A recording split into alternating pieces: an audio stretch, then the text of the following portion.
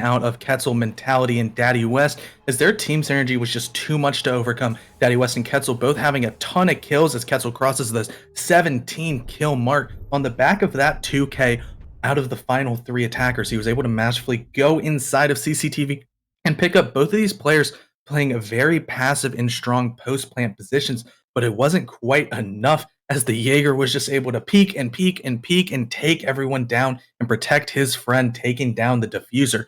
So now it is a match point for RIT, and all they have to do is win one of the next 2 rounds, and they are going to be attacking the second floor armory bomb site that they've sort of had a very hit or miss result on attacking, as we saw Penn State was able to win it a couple of times, but not as much in the later rounds of that half, as that's where RIT mounted their comeback and were able to tie up this game. Fun statistic for you watching at home. Armory Lockers has now been picked 5 rounds in a row, and if that's not a unique stat, I don't know what is. I can't tell you the last time I've seen us go the same site 5 times in a row, especially with people winning that in between. As you said, Armory Lockers match point in overtime. If RIT wins this, they win the series. If Penn State wins this, we go to one final round where RIT will hold, most likely, Ventilation Workshop on the first floor, and that will be for all the marbles. But for Penn State, they are almost lights out. If they do not win this round, their playoff dreams are gone. They're just stopped dead in the water on this overtime match point, as they will not advance to finals and will be beat by the number 2 seed RIT. Yeah, these teams have just been so well matched up in like we've raved about, every single round has just been back and forth on this decider map of Border. And I don't know what could be more exciting than having overtime match point here in a best of 3 series. We've been casting for about 3 hours now, so we're getting a little bit tired, but the exhilarating gameplay that I'm watching is still barely keeping me alive, but it's keeping me alive nonetheless, as words are just going to keep on flying as bullets start flying. And at the end of these final 2 rounds, either round now or round next, we will see a victor crowned going towards the finals of Invite Playoffs. We're seeing Daddy West enter down below, once again trying to use that master key to continuously break the floor and make it very uncomfortable for these anchors to sit on site. We're seeing C-Nacho have a really nice adjustment and is playing over towards the bottom square waiting room area, going to try to take out this player. Yeah, that's going to be very advantageous if they can get that early pick. Uh-oh, it looks like we had a little bit of technical difficulties here. We're gonna hopefully. All right. Unfortunately, we had a little bit of technical difficulties, as we might see a little bit of a disconnect coming out. However, it is just the spectator, so we should be able to get right back into the action. However, we will have a slight gap, and that's really unfortunate, as this game has been very exciting thus far. We're rejoining in right now, and you've seen it live here, as we're just going to try to continue waffling about and wasting time. Attackers are moving to defuse the bomb. Yeah, we're still in the midst of this round.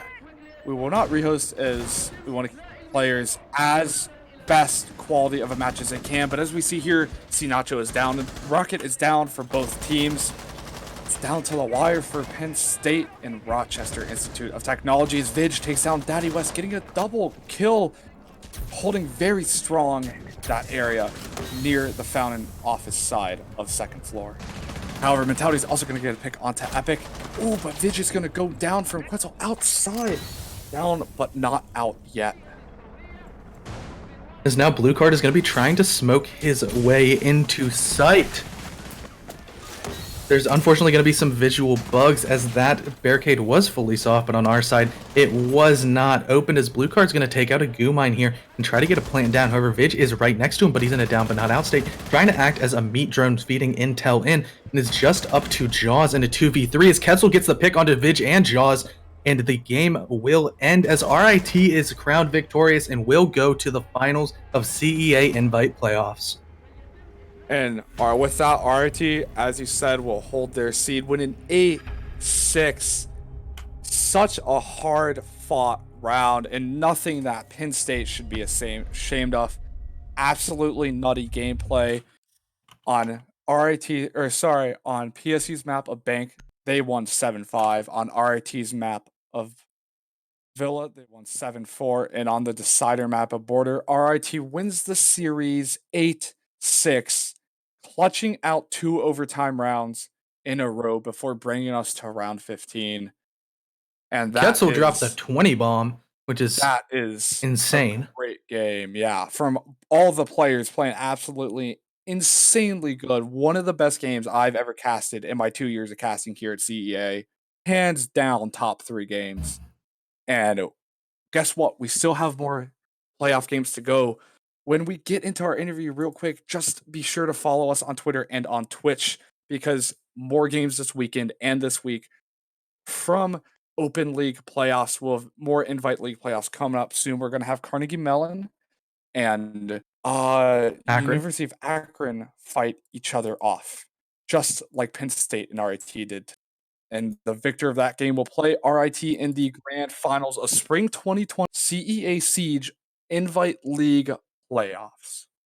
So we're going to be getting Blue Card in for this interview, as we're going to be able to pick the mind of one of the players as he is here. Congratulations, Blue Card, my fellow caster. Oh my god. Thank you. It was crazy. Those games were too close for comfort, and I mean GG's to Penn State. Holy crap.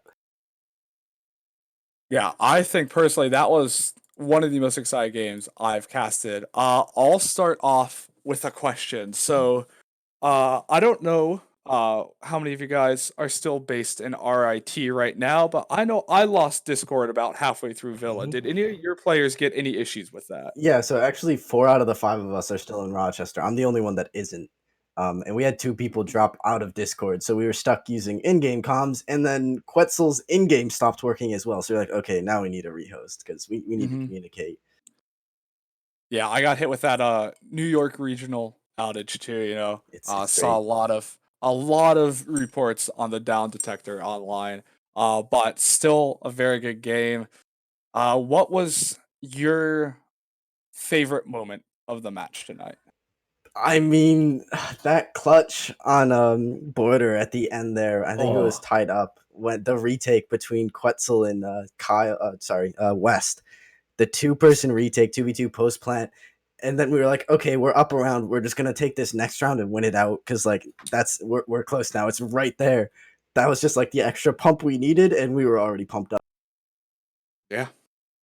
Yeah, it was definitely really amazing to watch as there was so much action happening. I just want to say, how much of a mental toll did this game take on you? As it seemed like every single match was just back and forth, back and forth. How did you really keep it together and keep on fighting through? Well, basically, I have looked into PSU extensively, so it's probably taken the biggest mental toll on me. I have Border and Bank stratted out extensively against them because I called the map bans and what maps we were going to play like weeks ago, and also their operator bans, which they took a little bit of time for. Like I could tell you what they were going to ban before they did, but that's okay. That's just one of those little things. So I think that was just the most mentally taxing, was just looking at their strats and figuring out how to kind of work around them. Yeah, match or operator bans on maps is definitely a big way on how things are done. So it does seem as you guys are very comfortable without playing Thatcher and Jackal, most likely, as those were both of the attacking bans. Was that part of the prep work that you guys did, getting ready to play without those very strong attacking operators?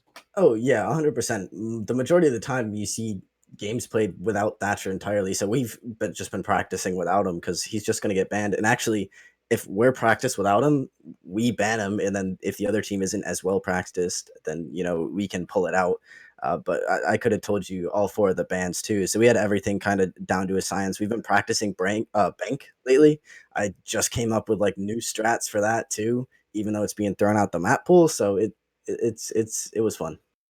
I mean, it proved worth it. You guys came pretty close on that, despite losing Bank. But I did some quick basic arithmetic here, and over the night, you guys won 20 rounds and PSU won 17. So overall, still an insanely close game, no matter how you spin it, whether it's kills, plants, whatever the stats are. It was extremely close. One question I have, which I might have just forgot. So I'm let's see CDAPS ask a question here while I try to remember what I was gonna say. Yeah, so I saw the really interesting choice that you guys just decided to start bringing the Monty, and you definitely seemed comfortable on it. Was that something you guys practiced and were sort of like, hey, maybe PSU's not that strong against defending this operator? Not at all, actually. Considering the amount of prep I did, I don't usually play Monty, but on like Villa and Bank, I just wasn't really fragging out. I was making good calls and I was being the support I needed to be, but I needed to do something else. And PSU has an insane roam game. Like Vig is just nutty on the roam. You can never keep track of him. So I was like, Oh screw yeah. it. I'll just go Monty and push through all of these kind of funnels they have set up so my team can push forward and frag since I'm not doing it. And well, I mean, it showed Quetzal up there, 20 frags for 2 of the maps. Like, shout out to him. He was fragging tonight. Yeah, I mean, sometimes it is the best thing you can do is just give intel and just support the people who are fragging out. I finally remembered my question. So, they don't call mid-season reinforcements anymore, but a big balance patch mid-season that we could call mid-season reinforcements did just come out. Buck lost his frags. Jaeger is now 2-2. Some other minor changes. Did that really affect, especially with Ying getting a huge buff? Did that affect how you guys picked and how you guys played, or did you just play as normal and not really let it affect you? It was definitely a bit of the change. A lot of our new strats we came up with involved Goyo and Jaeger, as you know, the current meta is. So it took like a little bit of adaptation, but for the majority of the time, a third Vulcan was just kind of in an okay spot. It doesn't really matter getting rid of, and Jaeger just had to leg it a bit more. I mean, props to I personally don't play Jaeger, but it's definitely a long trek. Yeah, I mean, it was great gameplay from both you and Penn State. So Oh moving yeah, on to the 100%. finals. Yeah, congratulations to that. You'll either be playing Carnegie Mellon or University of Akron, which will, no matter who you play, be an absolutely insane game just like this one. And I'm excited to potentially cast that and at the very least watch it. Now, I heard from a little bird that they played earlier today in Let's Akron not ended up reveal who winning. that Whoa, whoa, is. whoa, No, whoa, no, whoa, no, whoa! we It got can't recorded. It spoilers. got recorded. Oh, Gotta. no, Shush. I mean CMU Shush. won. What? I don't know anybody that won. Who's CMU, bro? Yeah. So, anyways, CDAPS, do you have any other questions for Blue Card? I think all good. So as we saw, RIT was able to edge it out in the best of three, going all the way to overtime. And a big congratulations to Blue Card, as he now will be fighting with his team to play the winner of University of Akron and Carnegie Mellon, which should be streamed at a later date this week.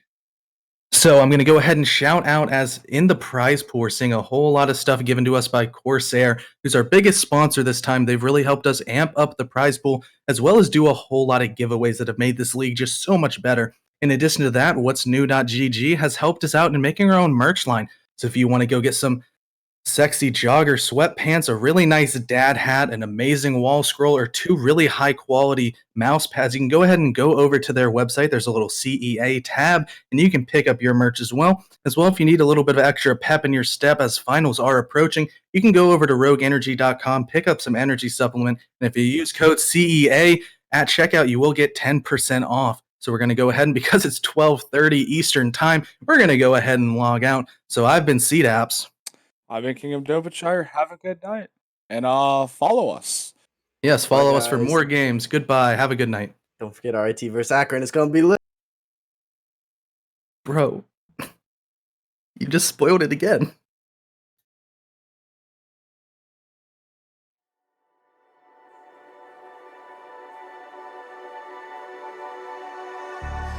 Wishing that I could run away with you.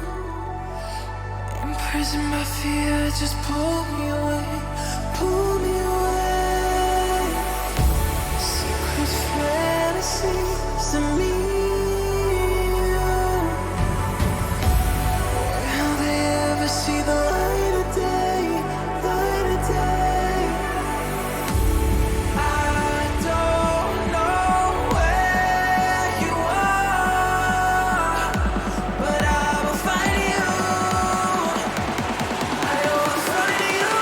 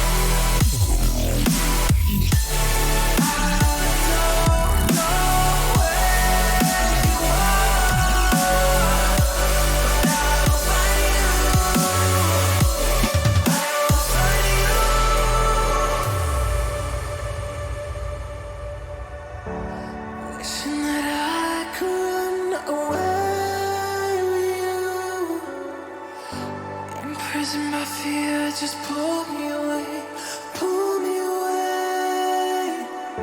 Secret fantasies of me.